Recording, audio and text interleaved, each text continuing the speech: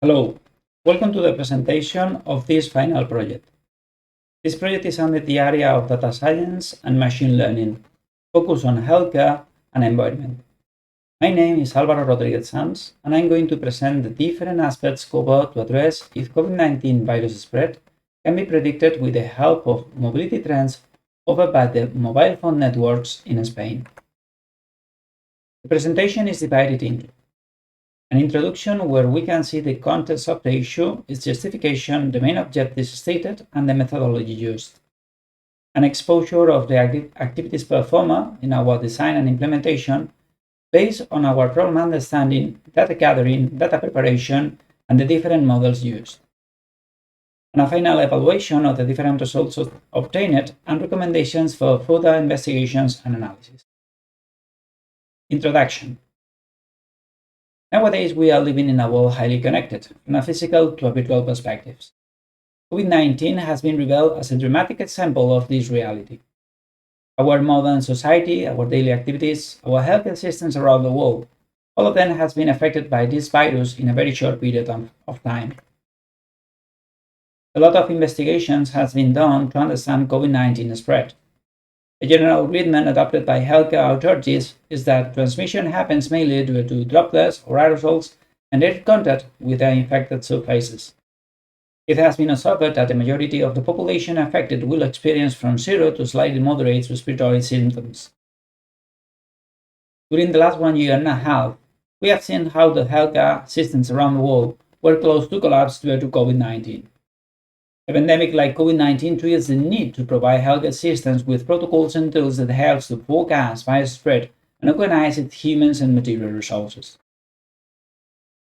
We have defined a set of primary and secondary objectives. We need to identify relevant data from mobile telephony providers and health systems in Spain, use data mining and machine learning techniques to predict new virus infections based on historical data, extract insights from data via exploratory data analysis and model evaluation.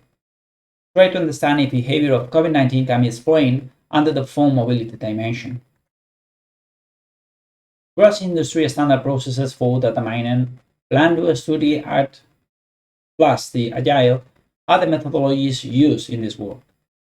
All of them are well established and are considered a standard factor where problem and data understanding, data preparation, modeling, evaluation, and fast delivery should be provided. The combination of these methodologies will help to deliver fast without compromising quality. Design and implementation. December 2019 can be considered as the beginning of this pandemic. The initial scope was local, the city of Wuhan, China, and by the end of March 2021, this global pandemic reached all the continents with more than 150 million cases reported and 2.5 million of deaths. As we have mentioned, from a medical perspective, droplets and direct contact are considered the major channels for virus spread. Several studies consider mobility as the main trigger for virus spread. Machine learning techniques have been used to predict virus spread based on mobility. These statements are explained at the state-of-the-art section memory in this project. The geographical scope for our analysis is Spain. The data is obtained from the open data sources offered by Statistics National Institute, Epidemiology National Center, and Google. Several cleanups, transformations, and imputations were performed over this dataset. These are the screens of the open repositories used and their links for access. We have to remark that these repositories are live and their content will be updated with short notice. For example, by the end of practice number 3, the Statistics National Institute didn't publish data related to 2021. By the end of the practice number 5, data for 2021 is available for consumption. The following are some representations of the analysis and preparations performed, like find out missing values and the imputations of those missing values. Other checks like province names, ISO codes were also performed. Our final dataset has 290 rows by province with 20 variables each, and the data starts in 16 March 2020 until 30 December 2020. Thanks to the previous activities performed, we were able to visualize the evolutions of the virus for all the areas under the study. In our case, and for simplicity reasons, we have been focused on Barcelona and Madrid, the main hubs in Spain, plus Cádiz, Málaga, and Sevilla. The number of infections is considered our target variable. Also, we were able to observe how changes in mobility patterns, since we're not able to influence in a significant manner the infection peaks suffered at the end of the year. We have adopted 3 machine learning approaches to forecast new infections.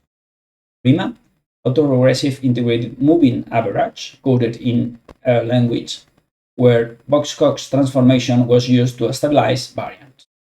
Neural network long-short-term memory, coded in Python, here a min-max scalar was performed, and gradient boosting, also coded in Python.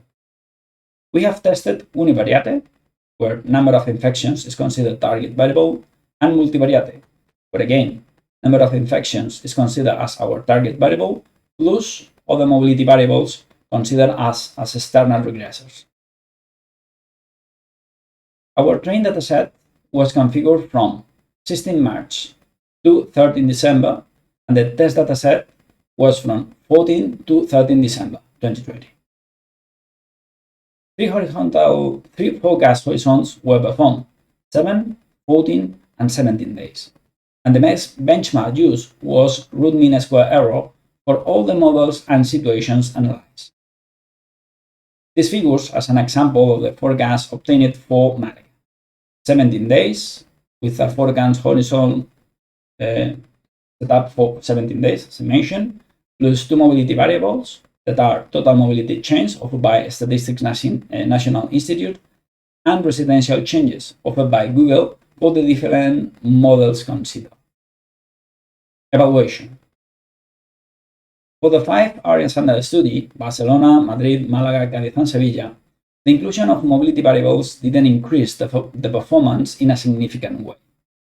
We have observed similar root mean square error values for the different situations analyzed over the same problem.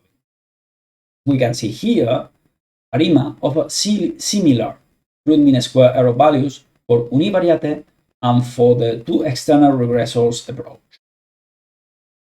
We have observed a similar behavior in long short-term memory approach. For the gradient boosting scenario, we have changed our strategy. We have added a new variable related to virus spread, REVA-PCR, and we were able to observe and to achieve better results in some of the situations observed and managed. In our initial hypothesis, we have considered that the addition of mobility variables could help to reduce the error measures. Based on the figures obtained, we were not able to support this statement. Root mean square error was not able to improve in a significant way. We consider that a univariate analysis based on ARIMA models is a good selection due to easy to implement and maintain using the FPP3 library. The methodologies used are valid and needed ones when dealing with such problems.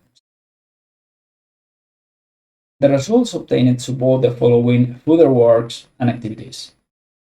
From a medical perspective, it is needed to identify which are the mobility patterns to be observed and measured based on mobility and social dimensions.